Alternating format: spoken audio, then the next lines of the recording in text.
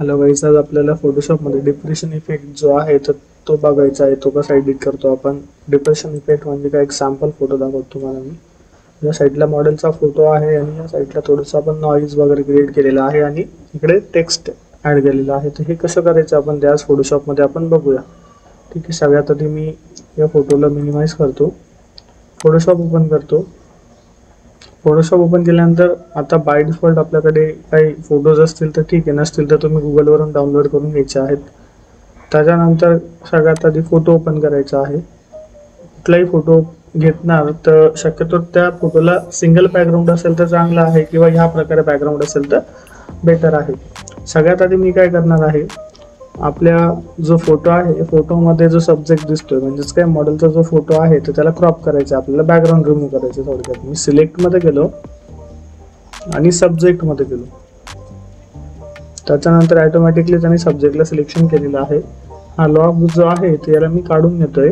Control shift आणि I press करायचे कीबोर्डवरती. Control shift आणि आय प्रेस केल्यानंतर डायरेक्टली डिलीटला क्लिक करायचं. कंट्रोल डी टाईप करायचं आहे. तुमचा जो मॉडेलचा फोटो आहे तर तो रेडी झालेला आहे इथे. ओके, आता याच्यानंतर काय करायचं आहे, याची एक कॉपी करून घ्यायची आहे आणि एक न्यू लेअर घ्यायचा आहे.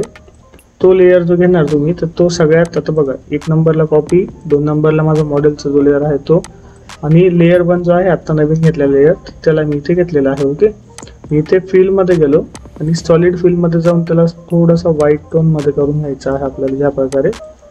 हे झाल्यानंतर आपल्याला सेकंड जो लेअर आहे मधला त्याला ऑफ करायचा आहे. पहिल्या नंबरच्या लेअरला क्लिक केलं मी फिल्टरमध्ये गेलो.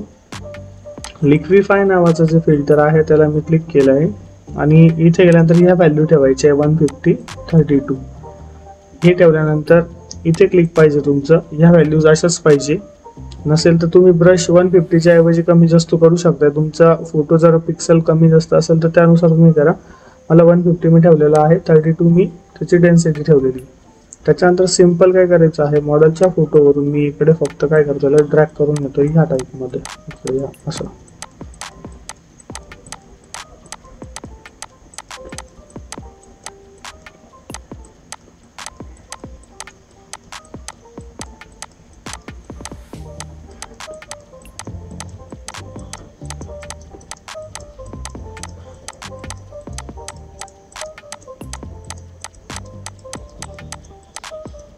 असं झालं की याला ओके करायचं आहे. ओके केल्यानंतर मी याला थोडंसं इकडे साईडला सरकून घेतोय. नंतर पुन्हा त्या लेअरला सिलेक्शन करायचं आणि इथे क्लिपिंग मास्क वरती क्लिक करायचं. ऍड लेअर मास्क वरती मी काय केलं, क्लिक केलं. क्लिक केल्यानंतर इथे तुम्हाला व्हाईट कलर दिसतोय तर तो आपल्याला ब्लॅक करायचा आहे. त्याच्यासाठी काय करायचं, कंट्रोल+I प्रेस करायचा आहे. जसंच मी कंट्रोल+I प्रेस केला तर माझा मॉडेलचा जो फोटो आहे तर तो इनविजिबल झालेला आहे आणि त्याच्यावरती एक व्हाईट कलरचा मास्क ऍड झालेला आहे. त्याच्यानंतर सिंपल आहे, ब्रश टूलमध्ये जायचं आहे. ब्रश टूलमध्ये गेल्यानंतर इथे खूप सारे टाईपचे ब्रश तुम्हाला बघायला मिळतील. तर याच्यात काय करायचं आहे, सिंपल डायरेक्टली स्पेशल इफेक्ट ब्रशवरती जायचं आहे आणि हा स्पेक्टर ब्रश जो आहे सेकंड नंबरवाला याला क्लिक करायचं आहे. क्लिक केल्यानंतर त्याची जी डेन्सिटी वगैरे आहे किंवा साईज आहे तर ती तुम्ही तुमच्या पद्धतीने ॲडजस्टमेंट करा.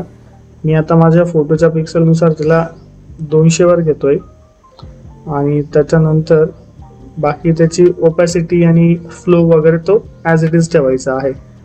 इथे तुमचं जर व्हाईट आणि ब्लॅक दिसत नसेल फोरग्राऊंड बॅकग्राऊंडला तर तो करून घ्यायचा आहे. त्याचे क्लिक केलं की ऑटोमॅटिक कलर तुम्हाला करता येतो तो. हे झाल्यानंतर काय करायचं आहे, सिंपल आपला जो ब्रश आहे त्या ब्रशला सिलेक्शन करायचं आहे आणि त्याची व्हॅल्यू इथे मी 180 घेतलेली आहे. त्याच्यानंतर सिंपल जस्ट तुम्हाला ह्या लेअरला क्लिक करून तुमचं जो माऊसचं बटन आहे तर त्याला प्रेस करून ठेवायचं आहे. आता इथे मी ज्यावेळेस ब्रश फिरवतो त्यावेळेस मी क्लिक करत नाही, मी जस्ट प्रेस करून ठेवलेला आहे जो आपला माऊसचा क्लिक असतो त्याला.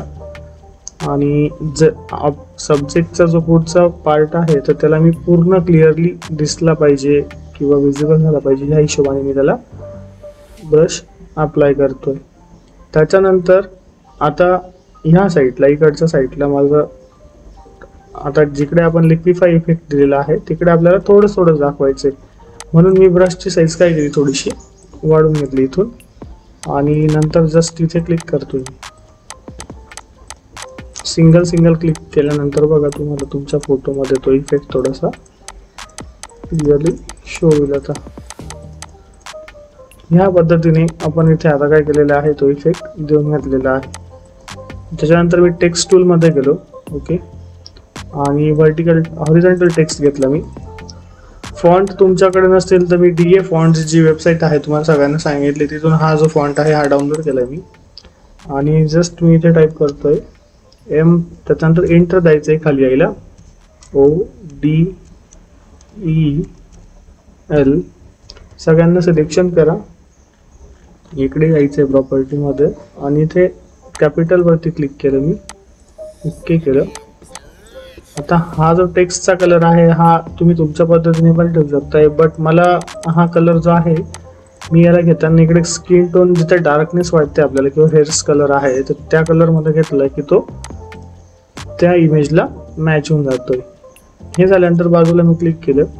आता हा लेअर मी बंद करतोय थोड्या वेळासाठी आणि पहिला लेअर चालू करतोय. हा पहिला फोटो होता आपला, हा सेकंड फोटो आहे आपला. पहिल्या लेअरला मी बंद केलं.